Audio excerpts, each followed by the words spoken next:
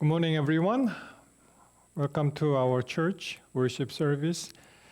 Today is June 20th, third Sabbath of June, and sermon title is Fulfilled Rest. So we are going to visit Joshua chapter 21, and we know that in many references we can find that the tribe of Levi is not supposed to get any portion of their land from the promised land, the Canaan. This is one of which we can understand regarding Levi is the portion. The Levites, however, do not get a portion among you because the priestly service of the Lord is their inheritance. So, as we understand in many places that unlike other tribes like Gad and Reuben and half Manasseh have already received their inheritance on the east side of the Jordan, and Moses, the servant of the Lord, gave it to them.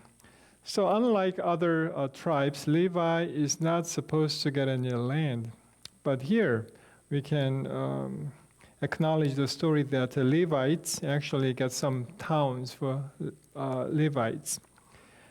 In chapter 21 and verse 1, it says, "Now the family heads of the Levites approached Eleazar the priest, Joshua son of Nun, and the heads of the other tribal family of Israel."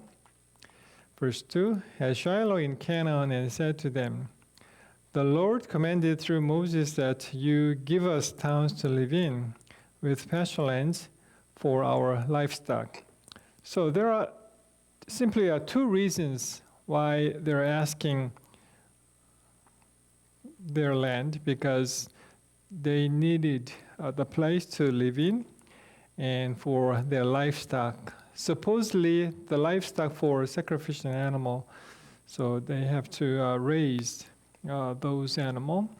So they approached to, so to speak, the headquarters happens to be in Shiloh, and talked to the priest Eleazar and the Joshua.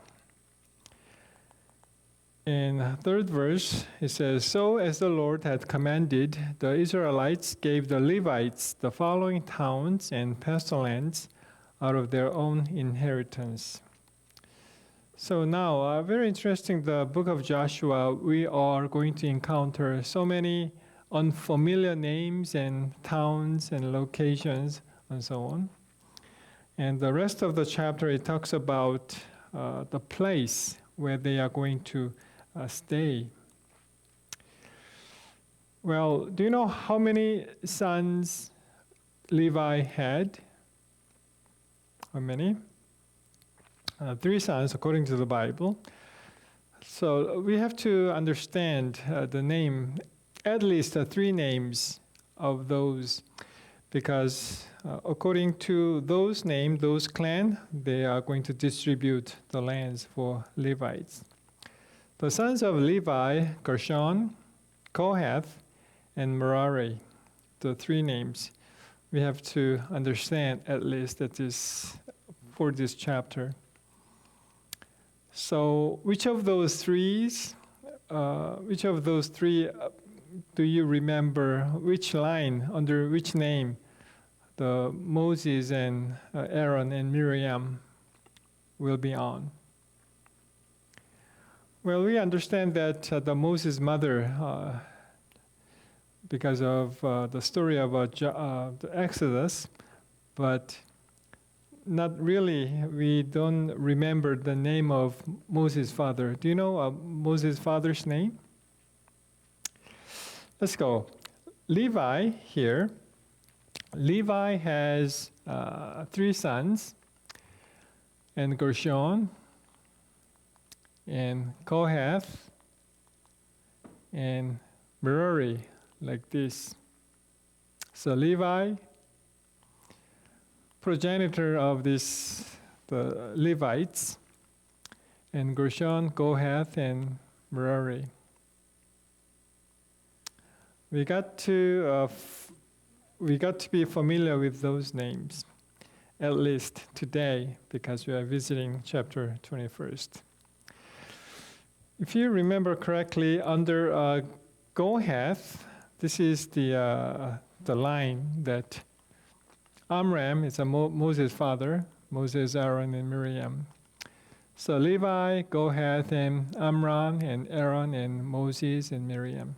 So when they allocate the land for the Levites, they are going to start with Aaron the family, because Aaron was chosen as a priest, the family. So let's go. Joshua 21, chapter 21, verse 4. So the first lot came out for the Kohathites, clan by clan, the Levites who were descendants of Aaron, right here, Aaron. Kohathite, Amram, and Aaron. Aaron, the priests were allotted 13 towns from the tribes of Judah, Simeon, and Benjamin. It is always recommendable to open the map of the Bible so we can cross-check, and it is very visually we'll get interested in the story of the Bible.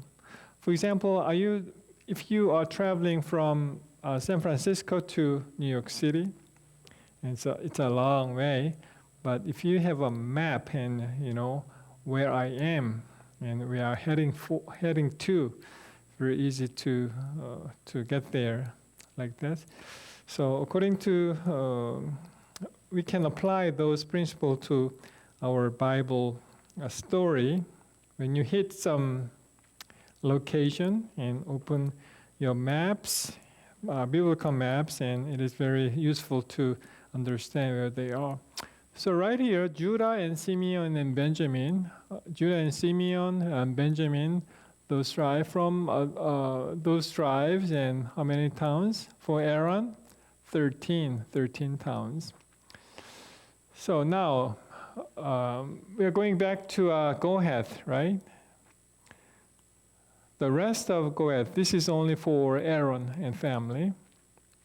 The rest of Kohath descendants were allotted 10 towns from the clans of the tribes of Ephraim and Dan and half of Manasseh, right? So how many towns? 10 towns from here, Ephraim and half tribe of Manasseh and Dan. So how many towns? 10 towns. So under Kohathites, 13 and 10 and total 23 towns. So now we are going back to Gershon, verse 6 here.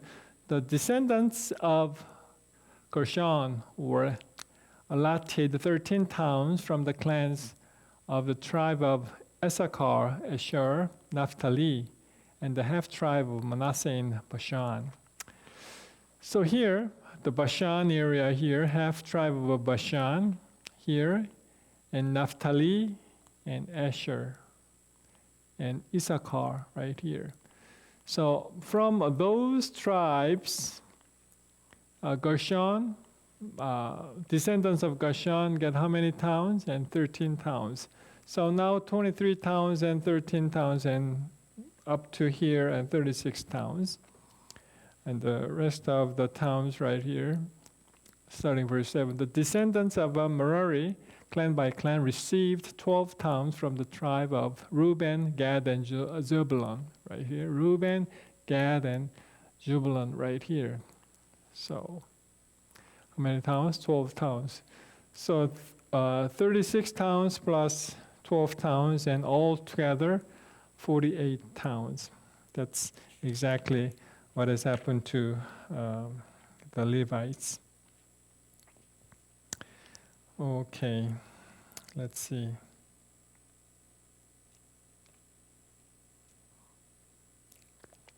Okay, so first, good. So rest of the story, it goes more detail, clan by clan, and we can find out the detail, the towns right here. Let's see. We are going to review what kind of person the Levi is. Do you know the name of Levi? What is the meaning of Levi? Genesis 29, verse 34, the story of Levi starts right here. Again, she conceived. Right here, she is Leah. Leah conceived and bore a son and said, "Now, this time my husband will be attached to me because I have borne him 3 sons." Therefore, his name was called Levi. The first one is Reuben and Simeon, and here Levi, the third son, was born here. So you know the word attached here? Seems like Leah, less favorable by Jacob.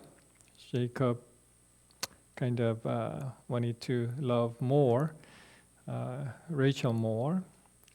But God blessed Leah, and she had many sons, while Rachel couldn't produce any son for Jacob.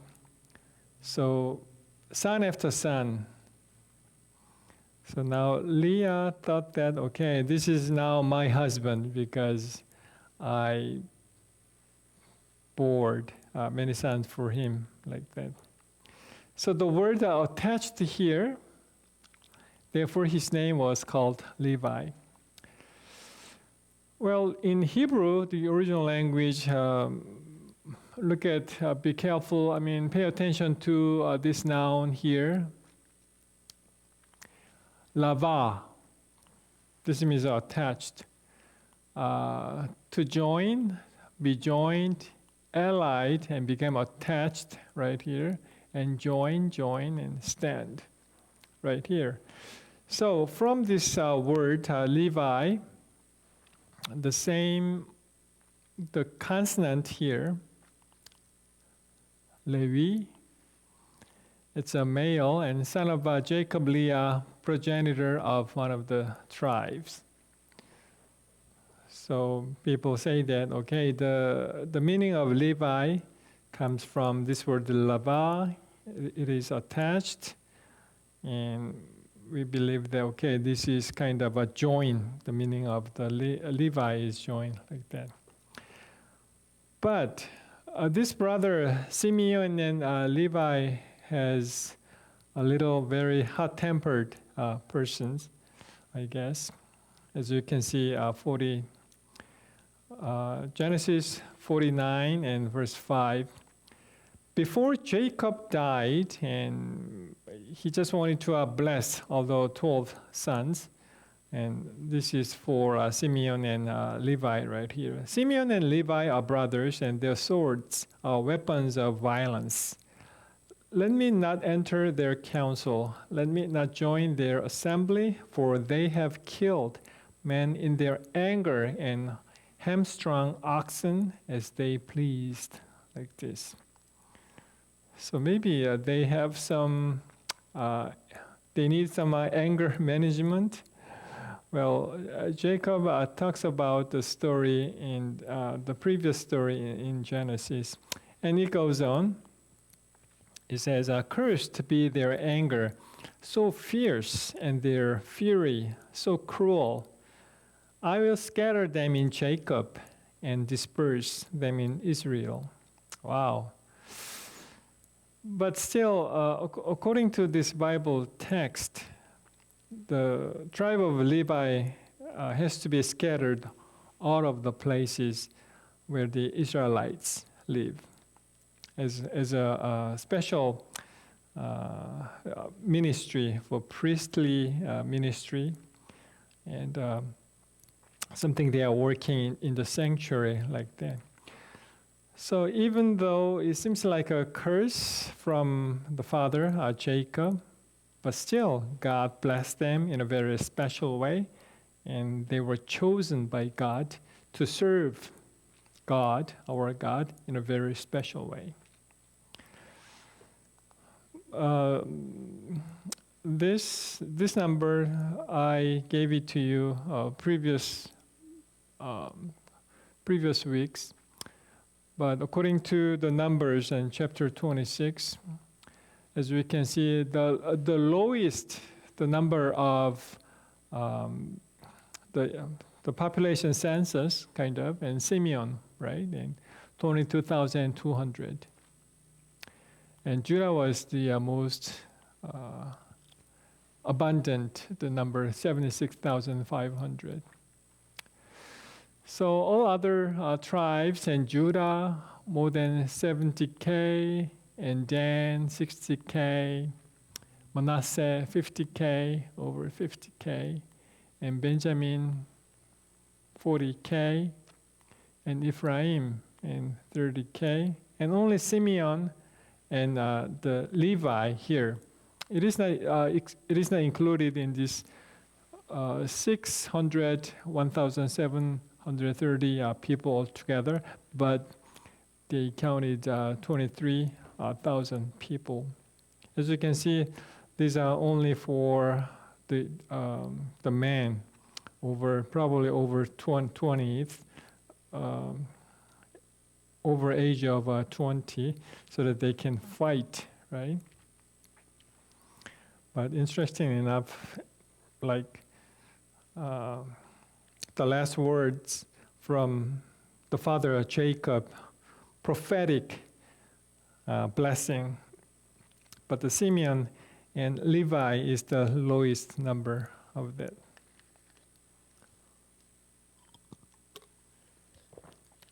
Now, do you know how this tribe, Levi, happens to serve in a very special way, work in a sanctuary, and when they do a sacrifice, they're there. How? Because God chooses them. God chose them.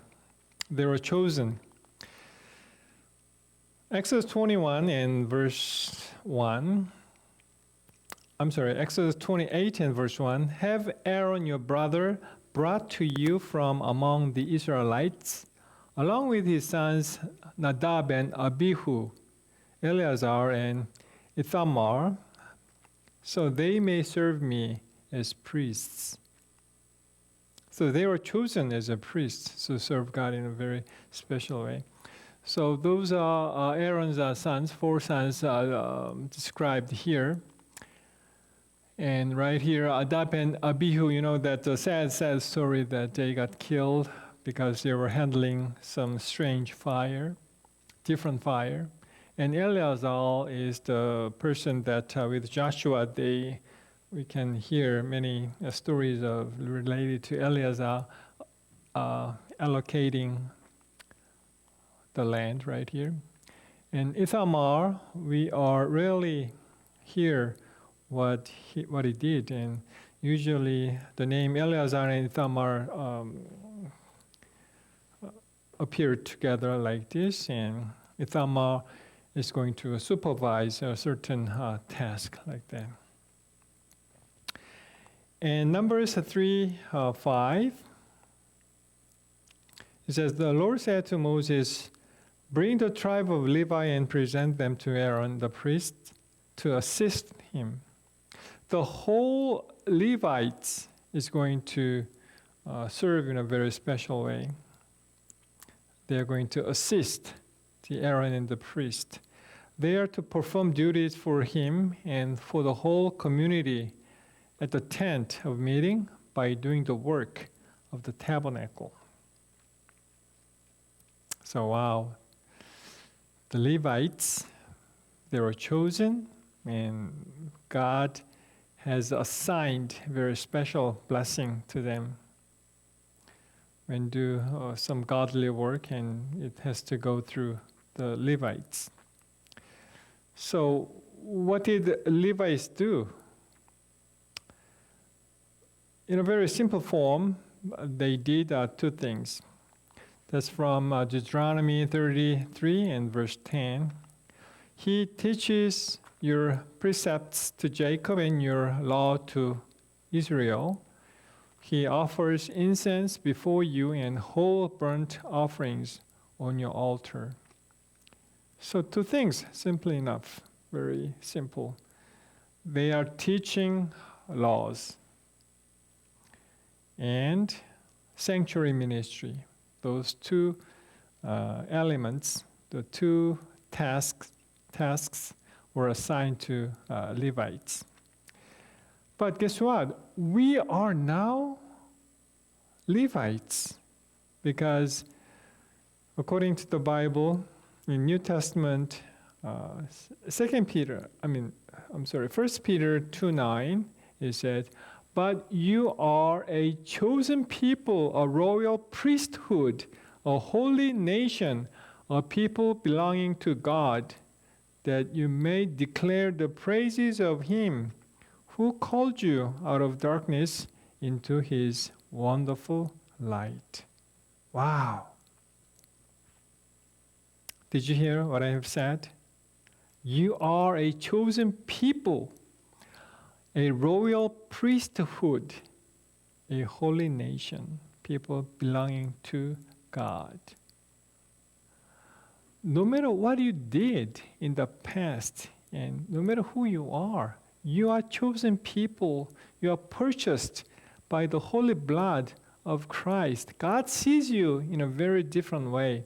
That many times we feel discouraged, and we feel like I'm just nothing. I'm just useless. What am I not going to do like that? But remember that God sees you as a royal priesthood, a holy nation. Every individual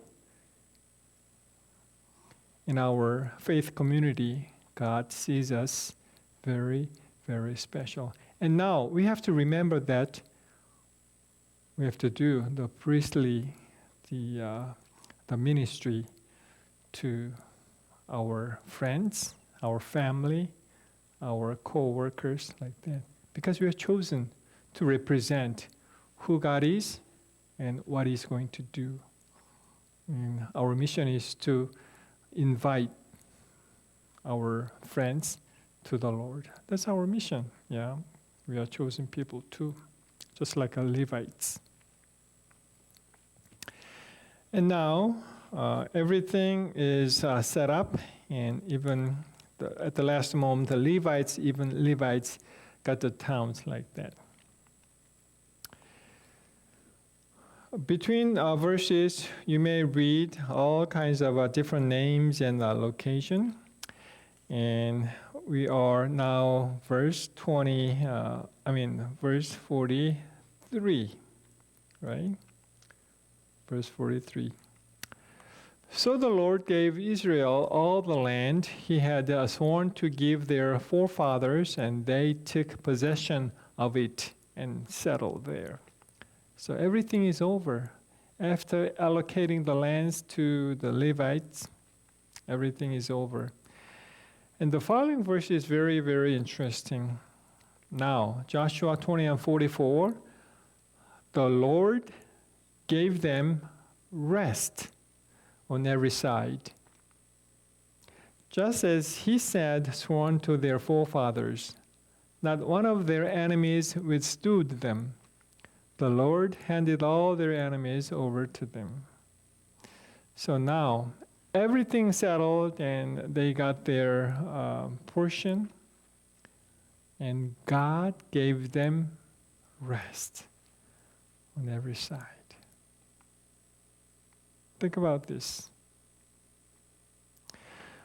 When our problems we are struggling with, but if those problems are in our holy hands of our God, and guess what? Everything will be solved.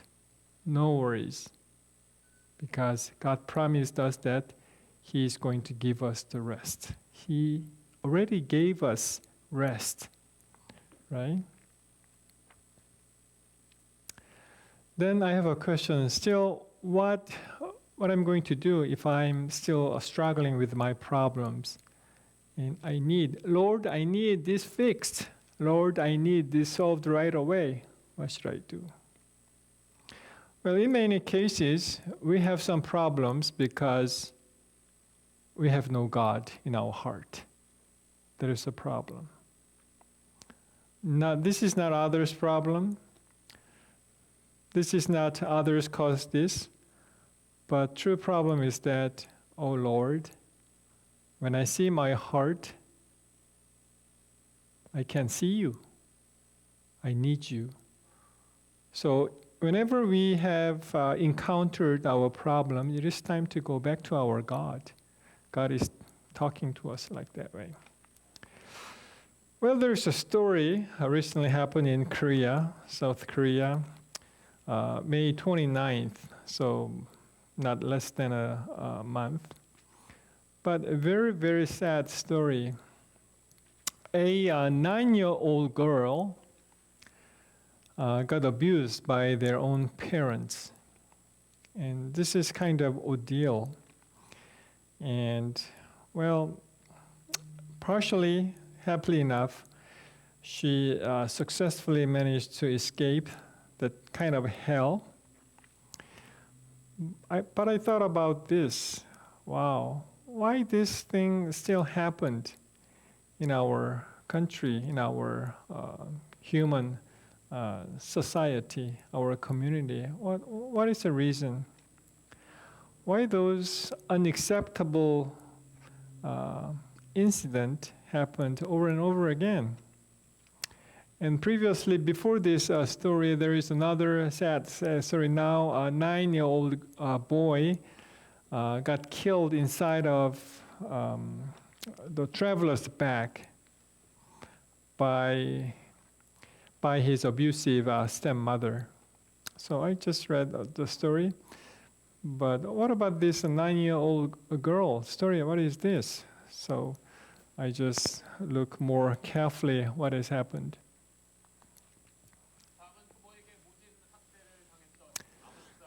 So this is the story. It's simply a 9-year-old. She had a very abusive parents. And she was locked right here. And this is her escape route right here. This is kind of a very 4 or 5-story building like that.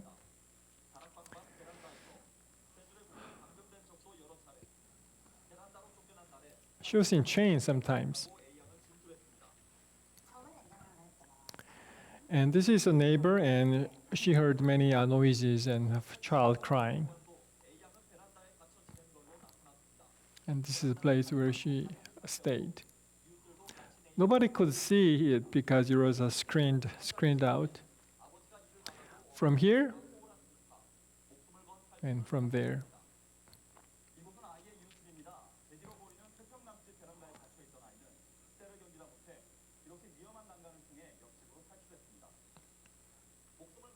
Wow.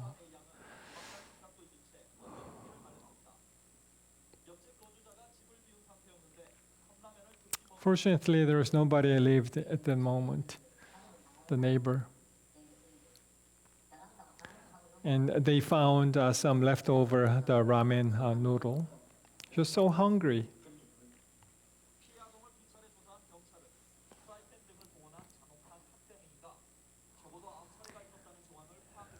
And police found out many definite the evidence, the proof of abuse.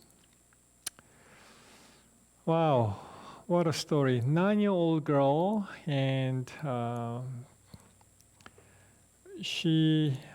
mother is her biological mother, the one who bore this baby. And the father was, unfortunately, a stepfather. Well, some stepfathers are very good, but not always. And it says, 오늘은 안 혼났으면 좋겠다. Well, I wish I would not be grounded today. 9-year-old girl, about first grader, second grader, elementary school level. And it is kind of unacceptable. It's pretty much a torture. The parents tortured her like when she said, okay, I'm not going to leave this house and I'm going out. I'm going to leave this house, and I can't believe this really happened, because using that hot frying pan, the father wanted to erase the fingerprint, and hot iron chopsticks. The mother tortured her, like her foot, and some very strong adhesive she put on her the foot, and she got burned like that. Wow, what a story like this. So finally, she managed to escape from here, where she stayed, and she crawled across and got there. The neighbor was not there. It was empty. The neighbor used this apartment like an office, so not always he was there. And it was pretty steep, right? And if she lost some balance, and guess what? She fell, and nobody can guarantee that she is still alive. As you can guess, the stepfather got caught, and the reporter asked him that, why did you torture her like that? Why did you harass her so much? Why did you harass her so much like that? And this is what he said. He said, still, I love her very much. He said that. Wow, it's unacceptable. But anyway, I thought about this incident, and why this man? He's a human, not an animal, beast. But why this man did such a horrible things to his step daughter? Because he doesn't have God in his heart. There's a reason. He doesn't have his God in his heart. Even if he had everything, his house, his family, his job, and everything. But the thing is that he doesn't have his God in his heart. In many times, if you have some struggling issues, then think about this. Where is my God? Well, if you have your God in your heart, in many cases, your problems will be gone. There is a story. Don't marry the one who loves you so much. But choose a man or woman who love God, who love Jesus. Those who love our God can love you wholeheartedly. Is that right? When we have our God in our heart, many things we can solve many things in a very various way. That's because Psalm writer, he says, Psalm 4:7, he says, "You have filled my heart with greater joy than when their grain and new wine abound. I will lie down and sleep in peace, for you alone, O Lord, make me dwell in safety." Now the expression right here, their grain and new wine, materialistically speaking, even if they are rich, but still, they can enjoy more, the greater joy in their heart when they have God in their heart. Because God gives you the true rest. God gives you true peace. God gives you true safety. That's why I'm asking that and also challenging you that where is your God? Are you walking with your God, living with your God in your heart? Can you find your God in your heart? Well, during this lockdown, still because of the economy, the state of California cautiously reopened our businesses, but still, there are many, many things we cannot do. We are going through desert, wilderness, just like the Israelites.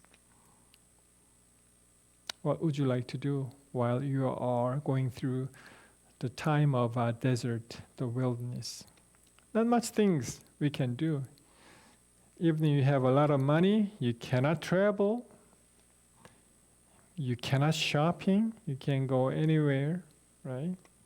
It is time to think about our God more. And it is time to listen to our God. In Psalm 29 and verse 8, the voice of the Lord shakes the desert. The Lord shakes the desert of Kadesh. This is my challenge today, that find your God and listen to Him, and also cherish Him, so that we will have the true rest, we will have true peace, we will have true happiness in our God. Did you receive this? Thank you all for joining us with worship, and I hope you will have a victorious week ahead. God loves you, and so do I. Thank you for listening, and see you next time.